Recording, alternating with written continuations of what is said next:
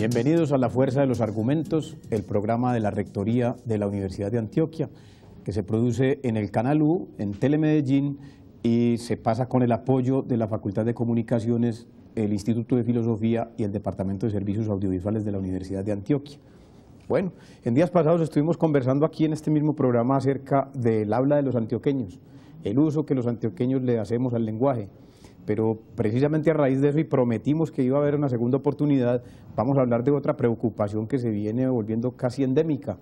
Es que por todas partes dicen los comunicadores nuevos no saben escribir, los estudiantes no saben hablar, ortografía pésima, nadie tiene la menor idea de este idioma, esto se volvió una debacle. Y entonces tenemos la fortuna de que está en nuestra ciudad de Medellín uno de los especialistas más importantes que en los últimos años ha escrito acerca de cómo se cocina el idioma, cómo se cocina la escritura, y ha publicado bastantes libros que entre nosotros los universitarios que nos preocupamos algo por el lenguaje pues ya son muy comunes. Estamos precisamente con el profesor Daniel Casani, él es doctor en Filosofía y Letras de la Universidad de Barcelona y profesor en la Universidad Pompeu Fabra en España. Profesor, muchas gracias por estar aquí. Es un gusto, muchas gracias a ustedes por la invitación. Bueno, muchas gracias. Y la profesora Estela Castañeda, que ya todos la conocemos porque ha sido famosa entre nosotros por el rescate que ha hecho con su equipo de investigación acerca del parlache, una forma particular de hablar aquí en algunos sectores de la sociedad que se ha venido también generalizando y se ha venido apareciendo ya en las primeras páginas de la prensa, incluso en el léxico del presidente de la República cuando habla de la social bacanería. Estela, muchas gracias por estar con nosotros. Muchas gracias, para mí es un gusto. Bueno, entonces, como siempre, aquí los invitados tienen la palabra 1 minuto y medio, 1 minuto o 2 minutos que quieran tomar para hablar acerca de este asunto. ¿Es válida esta preocupación de por qué la gente no sabe escribir? Sí, claro que sí. Yo diría algunas cosas. Para empezar, que escribir es difícil, no es algo fácil. No estamos hablando solo de la ortografía, estamos hablando de argumentar de una forma coherente y clara, construir argumentos que sean de algún modo comprensibles para toda la población. Esta sería una primera idea. Y una segunda idea sería que hoy es más difícil escribir que antes, porque hoy escribimos cosas diferentes, escribimos cartas, pero también escribimos en Internet, chateamos, participamos en foros, en blogs, y entonces hoy es mucho más complicado para una persona de 20 o 30 años escribir que hace 50 años cuando había más uniformidad. Muchas gracias, profesor. Estela.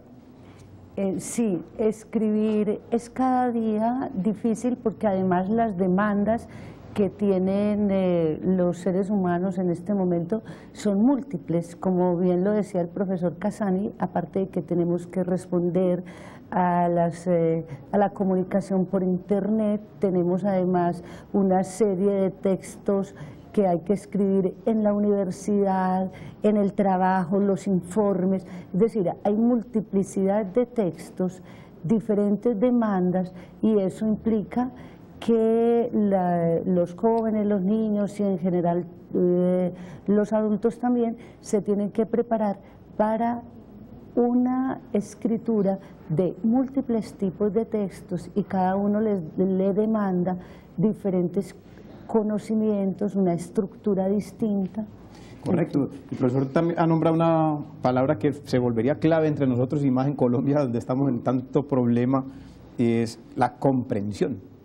Vamos a ver, porque aprender a leer, a escribir y a hablar nos dota de mejores condiciones para no solamente entender los temas, sino para comprendernos como ciudadanos.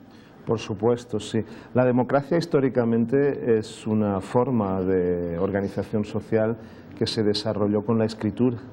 O sea, es precisamente cuando las leyes dejan de ser orales, dejan de ser lo que dice el rey, lo que dice el monarca o lo que dice el jefe, y pasan a ser escritas, que pasan a ser para todos, ¿no? Entonces, de algún modo, aprender a leer y a escribir es aprender, de algún modo, una organización social más democrática. Difícilmente puede haber democracia si hay personas que no entienden sus derechos y sus deberes, ¿no? De modo que fomentar la lectura y la escritura es una manera de profundizar en la democracia. Pero eso me hace pensar que a usted le gustan las teorías de Jürgen Habermas y la teoría famosa de la democracia conversacional. Sí, claro que sí, y de hecho se están poniendo en práctica en muchos lugares, por ejemplo en las democracias más avanzadas, en Estados Unidos, en Europa, en Australia. Uno de los instrumentos para profundizar en la democracia, luchar contra la corrupción, reducir la marginalidad, intentar integrar todos los grupos sociales, es lo que se llama simplificación del lenguaje. Es de algún modo reescribir todos los textos burocráticos, por ejemplo, las leyes, de modo que lo pueda entender todo el mundo. Bueno, pero entonces en este caso sería un aspecto jurídico-político el que tiene que ver con escribir la ley, interpretarla, descifrarla y aplicarla. ¿Hay otras dimensiones del aprendizaje de la lectura y la escritura que tengan que ver con la convivencia y la comprensión ciudadana? Sí, yo pienso que sí, porque una buena formación en lectura y en escritura permite que seamos menos manipulables.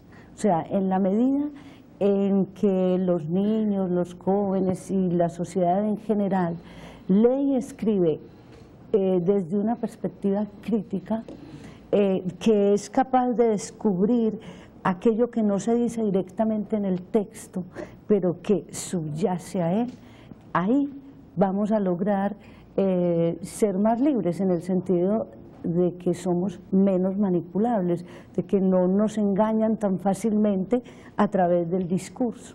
Bueno, pero ahí yo les noto un optimismo mayúsculo, algo así como que ese es entonces el dispositivo fundamental para uno no caer en las redes de los poderes o no caer en ideologías, no quedar engañado. Eso sí es tan válido, porque es que la Ilustración viene predicando eso hace 300 años. Es un factor que influye, no es el único, creo yo, no sé qué dirá Daniel. Bueno, yo creo que si aspiramos a dejar de lado las pistolas y los puñales, tenemos que dirimir nuestras diferencias con el discurso, ¿no? Entonces las ideologías se muestran a través del discurso. Todo tiene una ideología. Por ideología no entendemos simplemente ser de derechas o izquierdas, sino un punto de vista, ¿no? Ser machista, feminista, ser ecologista o no, esto también es ideología, ¿no? Estar a favor de la eutanasia o en contra, ¿no? Entonces, desde este punto de vista, en un mundo tan plural, tan abierto, tan globalizado como este, donde todo el mundo tiene el derecho de decir lo que piensa, pues es muy importante que los lectores, que la ciudadanía sepa darse cuenta de cuál es la ideología y el punto de vista de cada texto. Bueno, y siempre se ha dicho que lo que empieza, aunque haya empezado por vía de los puñales, de las pistolas, de grandes armas atómicas, finalmente termina alrededor de una mesa volviendo a ponerse de acuerdo. Qué bueno, ¿no? Esperamos que sea aquí en Colombia, en España, en todas partes. Que fuera de esa manera. Sí, bueno, sí. sí es tan dramático esa queja que encontramos entre los adultos y los profesores de casi todo el país acerca de que la publicidad y el periodismo están pervirtiendo nuestra lengua. Yo no tengo visiones tan fatalistas y tan negativas respecto a las cosas, ¿no? Yo pienso que la lengua hay que desacralizarla y desmistificarla. O sea, no es algo sagrado, es un instrumento que hemos inventado las personas para comunicarnos. Entonces, en la medida en que nuestras formas de vida van cambiando, también van cambiando las formas del lenguaje. O sea, si yo le envío un mensaje aquí en Colombia a mi hermano o a mi mamá en España, en Barcelona, pues yo lo voy a hacer de la forma más barata y más comunicativa y más eficaz posible. Entonces, si eso significa comerme letras, utilizar la K en vez de la Q y la E y no usar tildes, lo voy a hacer así. Y nadie tiene derecho a decirme cómo tengo que hacerlo, y eso no significa que esté destruyendo yo el lenguaje. Pero de pronto lo llaman de la Academia de la Lengua y lo destronan de ese cargo en la universidad, por Dios, diciendo esas cosas. No, para nada. La Academia no tiene derecho a decirme cómo yo tengo que comunicarme con mi mamá.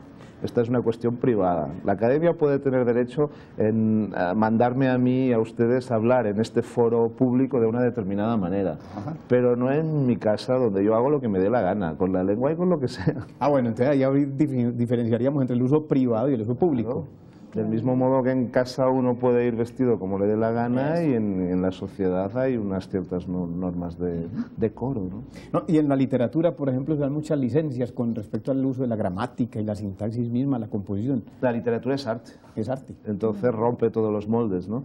Y está bien que sea así, pero no hay que tomarla como punto de referencia. Pero entonces, cuando un estudiante de bachillerato se refugia sobre ese argumento que le estamos dando favorable, que puede ser un artista con su lenguaje, y entonces le da por escribir con K en vez de la C y la Q, ¿qué hace uno cuando es el profesor? Lo que pasa es que yo pienso que los estudiantes, los jóvenes y los niños también captan los contextos en los cuales tienen que utilizar un lenguaje, digamos, más o menos formal. Obviamente que cometen pues algunos errores porque no están habituados, porque el español tiene también sus dificultades ortográficas, en fin, pero generalmente los niños saben dónde pueden escribir de una manera, si se están comunicando por el correo electrónico, si están chateando. Incluso ya hay estudios muy interesantes sobre lo que sería la estructura del discurso en la red, sobre todo cuando estás chateando o estás en el correo electrónico, que tienes que ahorrar tiempo, muchas otras, que quieres comunicar rápido las ideas y que además estás seguro de que tu amigo o la persona con quien estás chateando o a quien le estás enviando el correo electrónico ni te va a criticar, lo va a entender y además adopta el mismo. Los muchachos escriben TQM y ya sabemos que es te quiero mucho, ¿cierto? Sí. Y eso es normal, pero ellos saben que en la escuela, yo pienso que los maestros y los padres de familia también nos tenemos que abrir a todas estas innovaciones y permitir que los estudiantes, que los niños y los jóvenes escriban y utilicen toda esta tecnología, porque eso les va a potenciar las habilidades de escritura. Lo otro se va complementando con la lectura. Yo pienso que un niño aprende mucha más ortografía a través de la lectura de textos que le agradan y que le comunican algo, que simplemente recitando normas planteadas, por ejemplo, por la academia. Bueno, era que veníamos en Colombia, no sé si sea el mismo caso de España, pero en Colombia vinimos de una costumbre de enseñar las reglas de la composición, de la ortografía, de la gramática en general, con base en norma y en memorización, y con estímulos y castigos. Y ahí paramos y hacia los años 60 y 70 dijeron, no, esto es inconveniente porque la gente así no aprende. Pero entonces pasaron al lado contrario, ya no se enseña. La ortografía, la gramática son unos cursos que llamamos nosotros de relleno, no es lo central en la enseñanza, y ahora vemos la crisis. Pero entonces ustedes me están sugiriendo es que tampoco vale por ese lado, es decir, ni lo uno ni lo otro, ni castigo, ni punición, persecución, ni abandonar la enseñanza. Acompañamiento. Bueno, lo del castigo y lo del premio viene de la psicología conductista, sí, que tuvo mucha importancia en una determinada época de nuestra historia, ¿no? Hoy ya tenemos otras miradas y yo creo que no hay ninguna revista prestigiosa que defienda que la mejor forma de aprender y de enseñar sea a través del castigo y del premio, ¿no? Yo hoy pondría más el acento en aprender más que en enseñar. O sea, lo importante es crear las condiciones para que los chicos aprendan, ¿no? Y no preocuparse tanto de enseñar, de dar clases, de hacer buenos discursos, etcétera, ¿no? Esta sería una primera idea, ¿no? Hoy entendemos que el aprendizaje de la lectura y la escritura está más relacionada con la actividad. Por ejemplo, una idea muy sencilla, ¿no? En las clases el profesor tiene que hablar poco. El profesor tiene que hablar 10 minutos, es una clase de 60 minutos, y los alumnos son los que tienen que hablar, los que tienen que estar activos, los que tienen que conversar entre ellos, explicándose lo que entendieron de un texto, negociando las ideas para un texto que están escribiendo, ¿no? Esta me parece una idea básica. Y la segunda es que escribir es mucho más que la ortografía.